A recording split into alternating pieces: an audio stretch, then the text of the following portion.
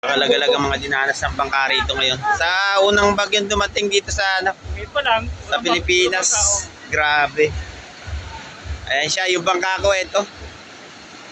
Nililimasan na lang. Saka yung bangka ni Pilot Dudo, yung nilalabas niya. Zoom natin mga kalagalag, ayun siya, lubog na. Ayun. Grabe mga kalagalag nangyari sa amin. Ayun nga pala yung bangka ko, lumalaban pa. Bali-bali na yung batangan niya. Saka yung mga bubo niya mga kalagalag, ano, nagsabog na, ito na yung iba. Ayan siya, naikarga ko rito sa isang bangka ko.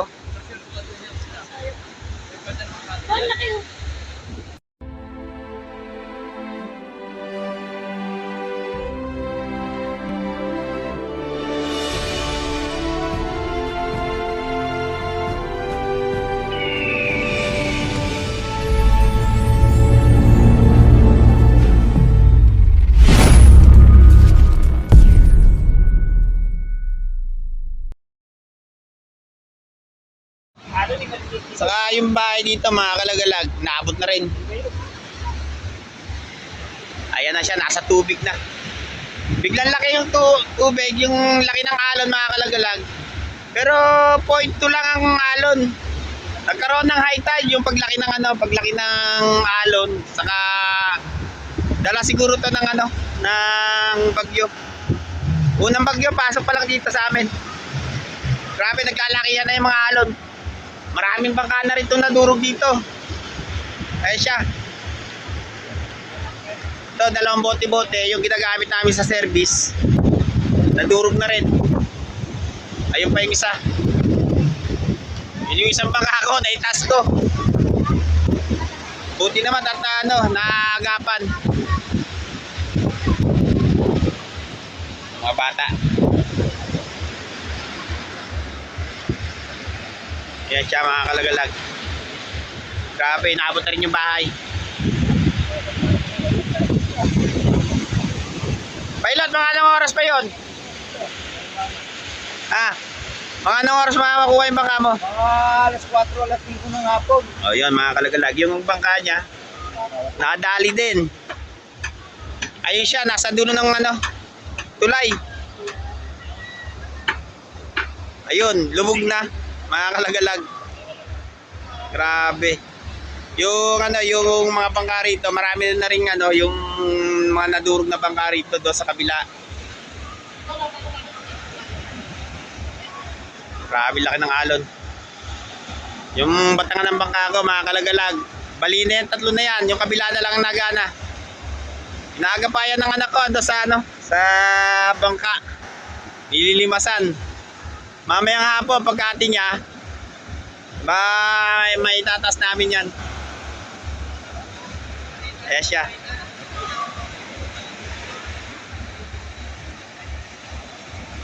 Grabe lalaki ng alon. Ayun, yung bangka malaki na yan mga kalagalag, nalalad na rin yan dyan. Nagsabog na yung lambat nila.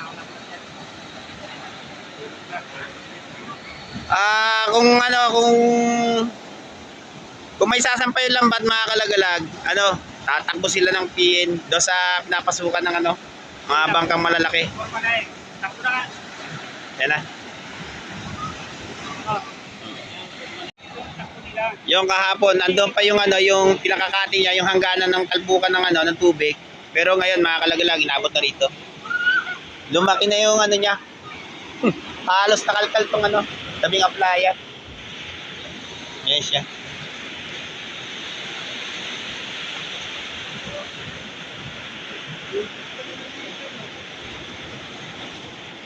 Naglalakihan pa rin yung mga alon. Hindi ko lang kumate mga kalaglag para may isang patong bangka ko.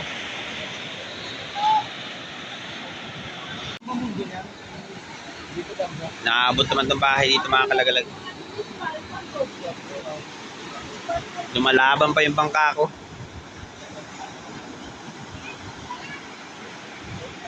Putol-putol na yung batangan niya sa sobrang lakas ng alon.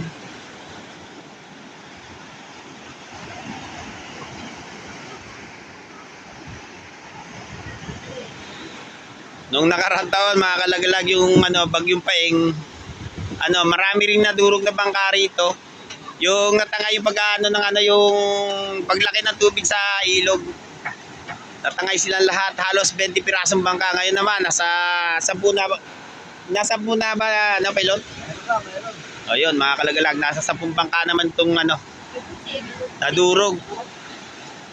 Yung bangka ko, mga kalagalag, dinoblehan ko siya ng ng sinipete. Bali, 3 na yung nilagay ko dyan. Yan, sabog-sabog na rin yung panghanap buhay namin. Yung ginagamit namin na katulad nito, mga kalagalag, siya. Nagkasabog-sabog na. Mamaya hapon, yung pagliit ng tubig niya, isasampan namin. Grabe, dinanas mga bangka rito naman. Sobrang lakas. Sana hindi lumubog yung bangka ko para yung konti lang ang gastos eh. Ayun mga kalagalag, dito naman tayo sa kabila. Tignan natin yung yung isang bangka na nadurog dito ng boss, bangka mo yan?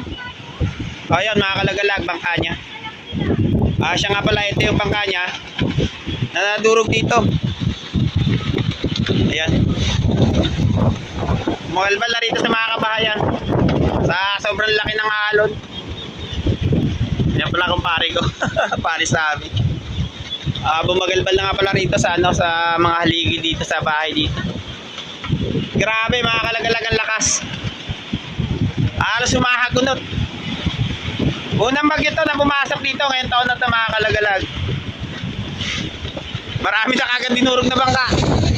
Saka meron pa doon sa kabila. Mamaya pagkate pupunta natin para ipakita ko sa inyo yung yung video. Sana naman yung yung may makatulong dito sa mga sa mga nadurugan ng bangka. Ibig sabihin boss, yung mga lambat niyan, naiakyat mo? O yung buti naman yung lambat dito, yung panghanap buhay niya, mga kalagalag, yung lambat na ginagamit nila sa paghahanap buhay, buti naman naiakyat. Ibig sabihin boss, meron pang merong natirang lambat yan. Makina na lang. Yun mga kalagalag, may makina pa siya. Pero yung yung lambat na naagapan nila. Ayan na nga pala yung bangka niya. Baka mamaya-maya pa kumalma to. Naabot na rin ng ilalim ng bahay dito. Ayan siya mga kalagalag. Noong isang araw mga kalagalag, yung niya, yung talpukan niya, andun pala sa na yun. Sa lugar na yun. Yung biglaan paglaki ng tubig, yan, umabot na siya rito. Ayan siya. Grabe ang dinanas sa mga bangka rito. Nasa 10 bangka na yung lumubog mga kalagalag. Mamaya punta naman tayo doon sa kabila. O yan mga kalagalag hapon na, saka kumati na rin. Buti naman tumate. Ayun, ito nga pala yung mga bangkang lumubog dito. Ayun siya, tinutulok nga. Grabe. Inaabot ng mga bangka mga kalagalag. You know. Tingnan natin dito sa kabila yung isa. Yung papakita ko sa inyo kanina na kasi masyadong malaki pa yung tubig kanina. Ito, puntahan natin ngayon.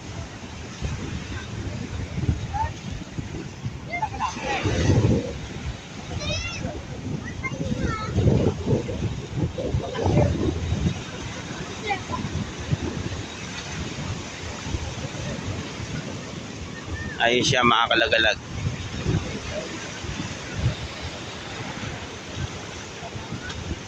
Ito yung bangkang taga Bataan. Inabot siya ng lakas tapos dito na siya na nalubog sa lugar namin. Ayun siya.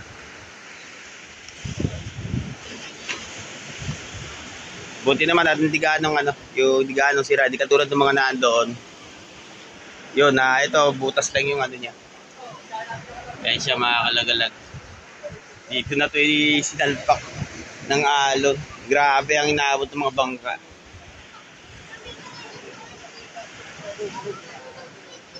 Ano to mga kalagalag, yung ano, namimili siya ng isda, tapos inaabot siya ng lakas kaninang madaling araw.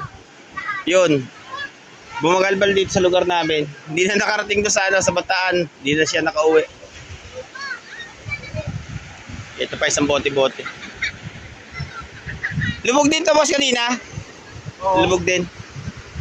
O yan mga kalagalag, yung ano, nabuhutas yung fiber niya. Fiber, no? Oh, fiber. Ayun siya. Bali mga 10 bangka yung lumubog mga kalagalag. Yun, yung akin, medyo ano pa, 3 batangan lang yung ano, nadali niya. Di man lumubog, iakit namin ngayon. Siya, punta naman tayo doon sa bangka ko para may sampa na.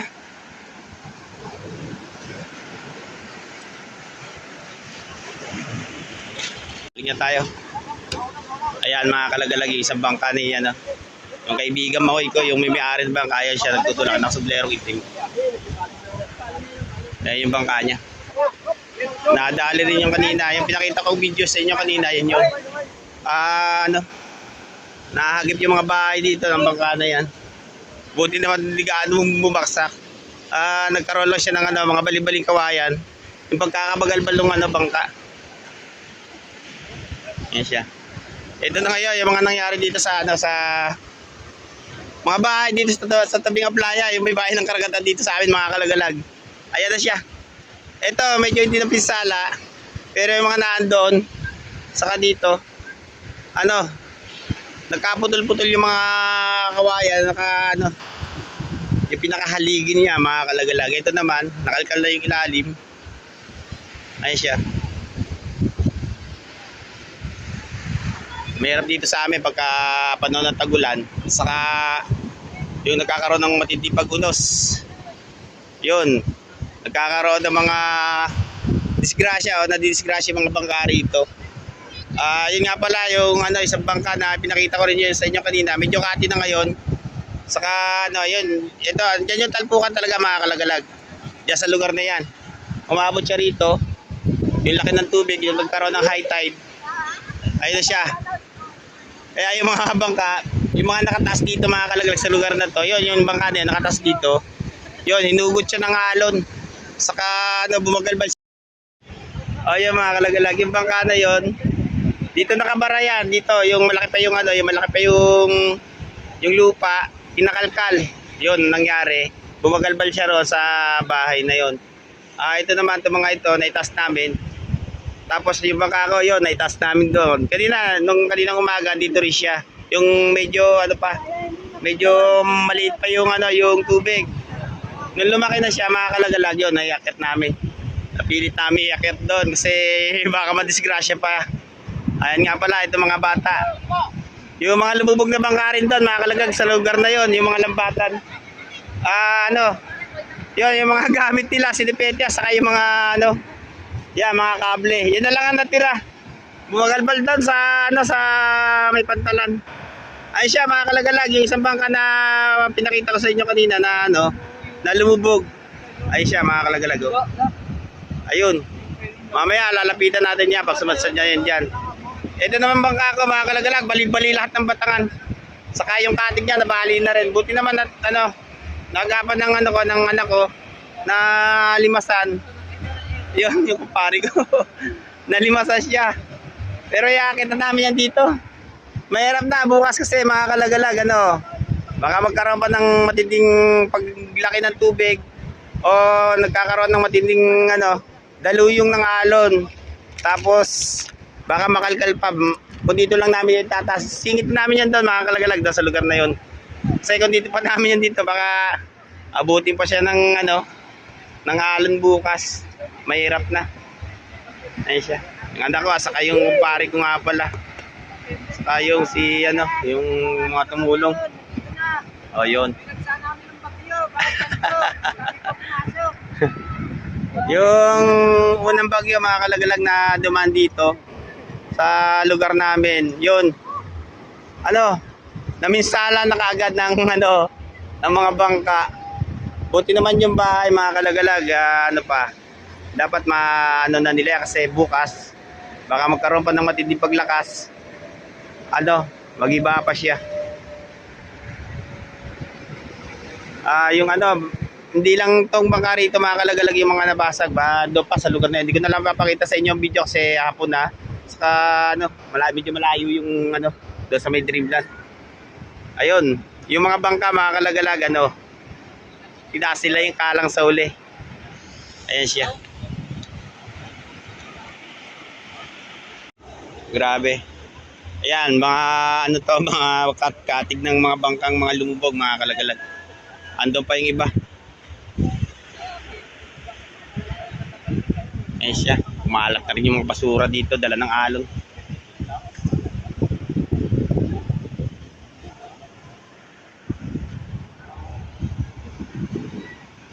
Yun, yung ano, yung ginagamit namin panghanap buhay. Sinasampa ko muna rito sa isang bangka ko kasi tataas namin yung bangka na yon. Ano, para matanggalan, magaang. May sampa ng maayos. Ayan siya. Baka sa susunod hindi na namin magamit yon. Tataas muna namin. Baka pagdating ng tag-araw o yung panahon na ng tagkalma, makakalagalag. Ano, re-repairing ko na siya katulad nitong ginawa ko rito sa isang bangka ko, yung Principe CJ. Dito ko muna siya ikakarga. Baka maitaob namin to. Itong isang bangka ko na to. Pagkataob, pa-fiber ko na yung ilalim para wala na akong problema na ano. Kung ano man yung ano, yung tutulo siya kasi matulo na yan mga kalagalag. Yung bangka na yan. Ay siya oh. Natulo na siya. Pag naitaob namin o ano, maaring ano, maano siya, fiber. Pa-fiber ko siya mga kalagalag para wala nang problemahin na ano, yung tutulo ba yung bangka. Siya na lang natitira dyan mga kalagalag, saka yung lumubog na bangka roon. Ayan. Talagang minsan nakakaranas kami rito ng matinding ano, matinding tragedya na tulad dito man nangyayari sa amin na nagkakaroon ng paglubog o bigla sigwada ng panahon. Yan, nangyayari sa amin yan mga kalagalag yung ano, minsan ano, talagang hindi maiwasan. Kalmada ang karagatan. Pag kalma, minsan pagdating ng gabi or kung anong oras man yung ano, yung paglakas ng panahon, minsan hindi namin naaagapan. Lalo pag gabi, mga tulog ang mga tauhan ng mga bangka. O maganda kung ano, mga gising sila, minsan na itatakbo nila ng ilog. Yun, nagiging safety bangka ron sa pinapasukan namin.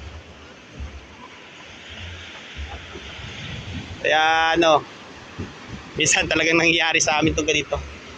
Mahirap. Kasi minsan talagang nyari, kung kakaroon ng depresya o nakakaroon ng paglubog ng mga bangka, gastos na malaki. Naabot minsan ng 2,000 mga kalagalag ang gastusin. Kaya yun, minsan talagang ano, sinisafety namin ng maayos yung bangka. Kaya ano, ayan yung mga tumulong sa ano, sa pagtataas ng bangka. Grabe, baka bukas makalkal pa yan. Wala na pagdadagiskudan. Sana nga ano, wag na siyang ano, magkaroon ng high tide. Kasi kanina ondos lang yung tubig. Ano yan, maliit na tubig yan, mga kalagalag. Gawa na nagkaroon ng high tide or yung paglaki ng alon. Yun, saka ano, kaya nangyari to, ganitong ano, nagkakaroon ng pagkalkal ng buhangin. Ayan na siya. Ayan mga kalagalag, ano. Kaninang madaling araw pa ako na ano, puyat na kami kasi sa pagbabantay ng bangka ko. Inaabot kami ng hapon. Ako natulog ko kasi alauna. Tapos nagising ako ng 4:00 kanina, madaling araw. Nakatulog ako alauna ng madaling araw kasi talaga binabantayan namin yung ano. Meron kasi yung ano, sumulpot yung bagyo na ano, biglaan. Ayan. Puyat na puyat kasi kalagalag to. Ito. Maghapon na ano, basa. Nagapayan namin yung bangka ng mga anak ko. Ayan siya. Gabi, naglilimas. Buti naman natin na ano na yung mga gamit namin. Isang pa na namin doon sa ano, sa isang bangka ko. Nakakita namin to ngayon. O yan mga kalagalag. Dito ko na to tatapusin tong video na to. Sana naman humingi ako ng suporta sa inyo na sana i-paki-like ka saka paki-subscribe yung channel ko saka paki-share na rin. Ayun nga pala, inaano ng mga kasama ko, binubunot niya yung silipete ng bangka para may sampa rito. Ayan mga kalagalag, lubos ako nagpapasalamat sa lahat ng mga kaibigan natin dyan, sa lahat ng mga viewers ng Tinlaglagig channel, saka sa lahat ng mga kaibigan natin mga vlogger. Ayun, mega love shoutout sa inyo lahat. Kita-kita ulit tayo mga kalaglag sa mga susunod kong mga video.